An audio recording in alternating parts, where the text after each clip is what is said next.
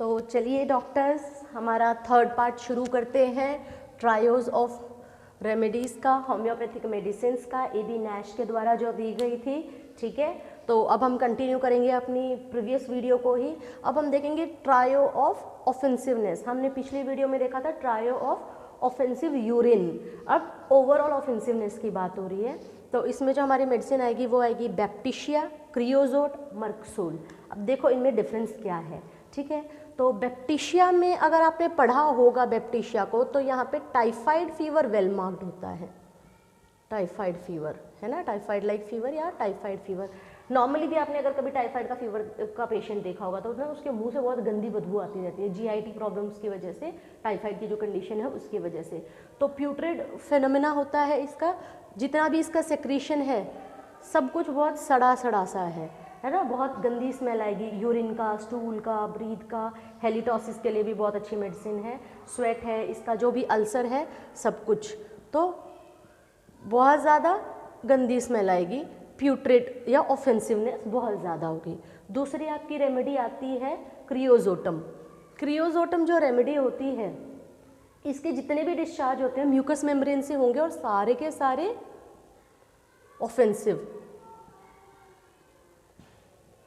Offensive discharge होंगे, सारे mucus membrane से। ठीक है, जितना भी आपका कोल्ड स्वेट है, कोल्ड ब्रीथ है, कोल्ड टंग है, जो बैड ब्रीथ होती है वो किस वजह से आती है आपकी, जो क्रियोजोट होता है इसके अंदर अगर आप सिम्टम देखोगे ना, एक बहुत रेड लाइन सिम्टम है बैड ब्रीथ यानी हेलिटोसिस। क्यों? Due to decaying of tooth. और डिकेइंग भी कैसी होती है? एज सून एज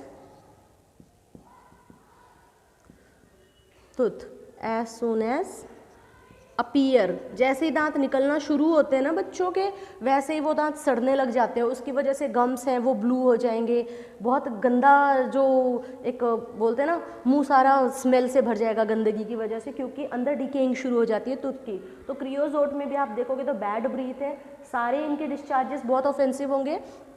एक क्वेश्चन आता है बहुत, ये लाइन आती है ऐसी की ऐसी लिखी, एलन में आपको मिल सकती है ये लाइन, और आपको ये मिलेगी बोरिक मटीरिया मेडिका में भी, कि जो बैड ब्रीथ होती है वो due to decaying of tooth है, एज सुन एज अपीयर। हमने थूजा पढ़ी है, स्टेफिसगेरिया पढ़ी है टूथ कंप्लेंट्स के लिए, है ना। तो उनमें जो आपका टूथ कंप्लेन होता है वो रूट से या क्राउन, रूट से शुरू होता है या क्राउन से होता है। यहाँ पे आपका जैसे ही अपीयर होना होता है दांत, वैसे ही वो डिके होने लग जाएगा। उसकी वजह से गम्स है, आपकी टंग है, ये सारी बहुत ज़्यादा गंदी हो जाएंगी। इसकी वजह से आपको बहुत गंदी स्मेल आएगी क्रियोजोट के अंदर। तीसरा मर्कसोल। मर्कसोल अगर आपने पढ़ा होगा तो इसमें भी बैड ब्रीथ होती है टीथ कंप्लेन की वजह से, बट यहाँ पे होती है कैविटीज़ की वजह से, जो हमारे दांतों में कैविटी हो जाता है ना, उसकी वजह से बैड ब्रीथ होती है।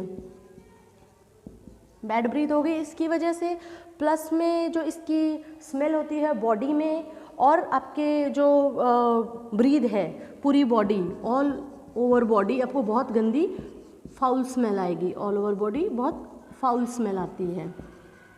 तो ये आपका ट्रायो था ऑफेंसिवनेस का, बैक्टीशिया, क्रियोजोट, मर्कसोल, जो कि EB नैश ने दिया है। जो लोग क्लिनिकल प्रैक्टिस करते हैं, जो पढ़ते हैं, उनको इनसे और भी अच्छी रेमेडीज़ मिल जाएंगी जिनमें ऑफेंसिवनेस है, बट अगर आप ट्रायो की बात करोगे तो ये 3 रेमेडी ही हैं।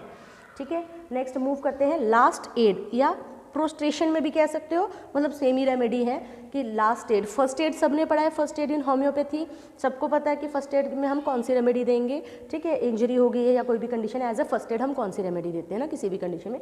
लास्ट एड में क्या दोगे? जो लास्ट पीरियड होता है किसी भी पेशेंट का, जो लास्ट मोमेंट होती है किसी भी पेशेंट की, जो बेड रिडन है, डिजीज़ कंडीशन में है, जिसको पता है कि उसका एंड अब आने वाला है, भी वो नहीं बच सकता, तो आप उसको पैलिएटिव केयर दे सकते हो। उसके लास्ट के जो आवर्स हैं लाइफ के, उनको आप कंफर्टेबल बना सकते हो। ठीक है, तो आप कह सकते हो कि लास्ट एड रेमेडी, या फिर एक्सट्रीम प्रोस्ट्रेशन आती है जब पेशेंट की, तो उसमें हमारी 3 लीडिंग रेमेडी। एक तो आर्सेनिक एल्बम है। आर्सेनिक एल्बम तो वैसे भी आपने पढ़ा होगा कि उसमें जो पेशेंट होता है वो इतना ऐसा हो जाता है कि उसको ये पता होता है कि भाई मैं मरने वाला हूँ, अभी कोई फ़ायदा नहीं दवाइयाँ देने का, है ना। इतना ज़्यादा रेस्टलेसनेस भी बहुत ज़्यादा होती है पेशेंट के अंदर, है ना। तो आर्सेनिक एल्बम में हम क्या करते हैं, जो उसकी लास्ट मोमेंट होती है लाइफ की, है ना, उनको हम शांत करते हैं। तो हम यहाँ पे बोरिक में आपने लाइन पढ़ी होगी कि क्वाइटेंस या ईजिन, last moment of life by giving हाइपोटेंसीज। आप हाइपोटेंसी आर्सेनिक एल्बम की दे दो, ठीक है, पेशेंट का जो लास्ट मोमेंट होता है वो बहुत ज़्यादा शांति से निकलेगा, ठीक है, आर्सेनिक एल्बम में। तो ये लाइन बोरिक में आपको दे रखी है, आप बोरिक पढ़ सकते हो इसके लिए, ठीक है।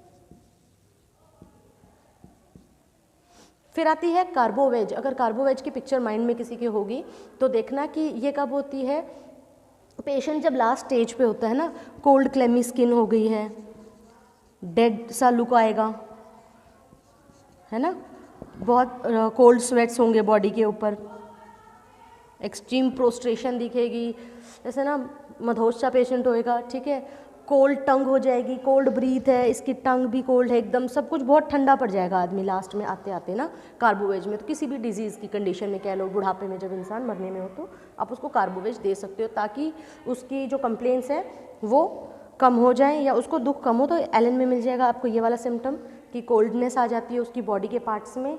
लास्ट आपकी जो मेडिसिन आती है वो आती है म्यूरेटिक एसिड। म्यूरेटिक एसिड जो होता है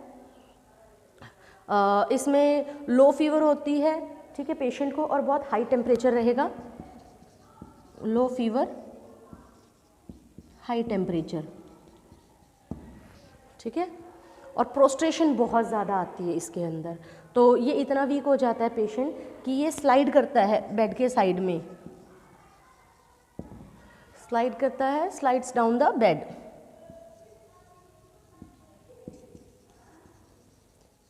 ड्यू टू प्रोस्ट्रेशन या फीवर। तो तीनों केस में अगर आप देखोगे ना तो पेशेंट बहुत ज़्यादा हारा थका हुआ होता है, लास्ट मोमेंट जब उसकी लाइफ की होती है कोल्ड क्लेमी सा हो जाएगा, ठीक है, उसको मतलब इतनी भी वो नहीं है अंदर बॉडी के अंदर पावर की वो उठ बैठ सके, तो वो क्या करता है म्यूरेटिक एसिड में जैसे कि वो अपने बेड के साइड में ही स्लाइड डाउन हो जाता है। तो इस कंडीशन में आप लास्ट जो उसके सिम्टम्स हैं उनको आप रिलीव कर सकते हो एक लास्ट एड दे के, जो कि ट्रायो आपको नैश ने दिया था, आर्सेनिक एल्बम, कार्बोवेज, म्यूरेटिक एसिडिकम, ठीक है। इसके बाद आगे हम मूव करते हैं, हमारी जो तीसरी ट्रायो देखेंगे कॉलेरा के लिए। कॉलेरा के सिम्टम्स अगर किसी ने देखे हुए ना तो इसमें वोमिटिंग बहुत ज़्यादा होगी, वोमिटिंग प्लस डायरिया बहुत ज़्यादा होता है। तो कुल मिला के ये कह सकते हो पेशेंट बहुत ज़्यादा डिहाइड्रेटेड रहेगा, ऊपर से भी खाली नीचे से भी खाली, लिक्विड ही लिक्विड निकल रहा है बॉडी में से ना, कुछ नहीं पच रहा।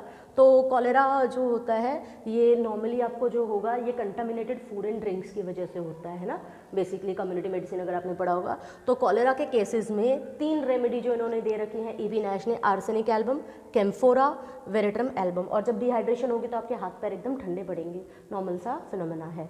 तो आर्सेनिक एल्बम जो होता है उसमें आप कंटामिनेटेड वाटर और जो रॉ वेजिटेबल्स हैं ये खाते हो इस वजह से, ठीक है, तो ये होगा कंटामिनेटेड। आर्सेनिक एल्बम वैसे फूड पॉइजनिंग में भी दी जाती है ना, तो एक ये भी एक सिम्टम है इसका, कंटामिनेटेड वाटर प्लस वेजिटेबल या फ्रूट्स, ये हो गया, ठीक है। इसमें जो वोमिटिंग होती है आपकी वो होती है क्लियर वाटर की, ठीक है, नोजिया साथ में होगा। तो वोमिटिंग डायरिया कॉमन है सारे कॉलेरा में, इसमें नोजिया साथ में होगा, बट ये वोमिटिंग इसकी होती है क्लियर वाटर की वोमिटिंग होती है, ठीक है। अच्छा, इसका जो डायरिया होता है बट वो राइस वाटर डायरिया होता है, ये मार्क सिम्टम है भाई, ये तो पढ़ना पड़ेगा, है ना, राइस वाटर डायरिया। और कभी कभी क्या होता है ना, ये इनवॉलेंट्री स्टूल फॉर्मेशन, स्टूल भी होता है इनमें, इनवॉलेंट्री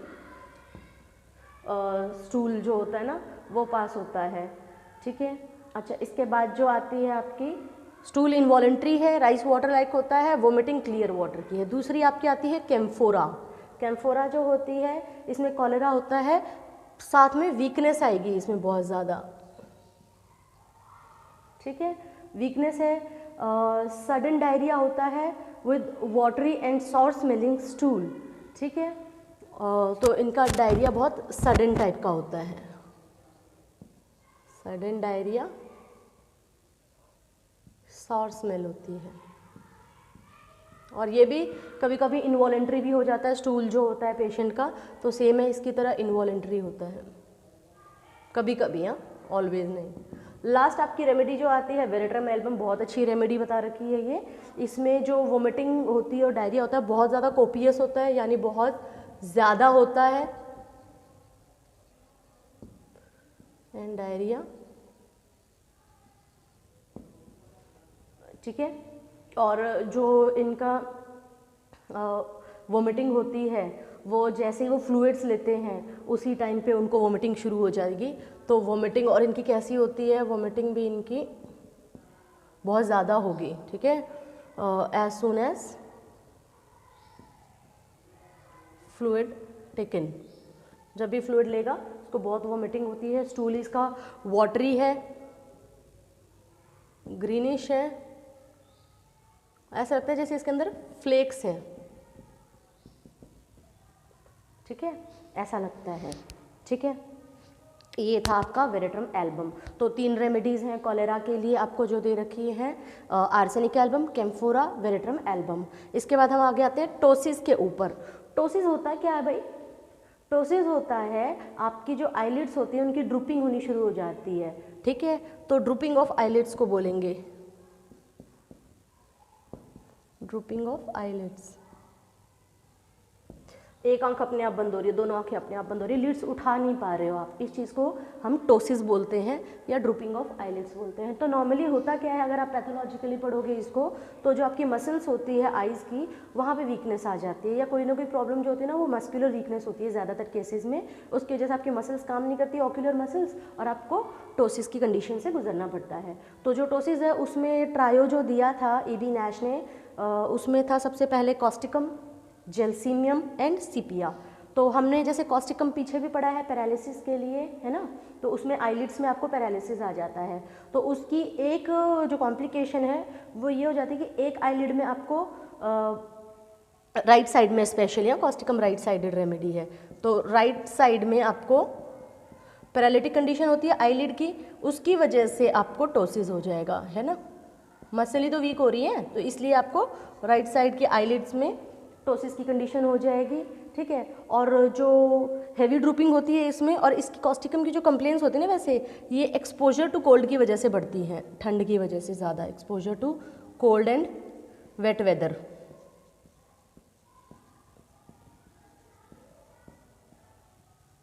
ठीक है, तो ये है कॉस्टिकम, हमने कोरिलेट करके पढ़ सकते हो यार। पैरालिसिस में देखो, पैरालिसिस में आपका ये था कि मस्कुलर वीकनेस हो रही है, पैरालिटिक कंडीशन आ रही है, तो वही पैरालिटिक कंडीशन की वजह से आपको टोसिस हो जाता है। तो कॉस्टिकम का साइड है कि राइट साइड ऑफ बॉडी को इफेक्ट करता है ज़्यादा।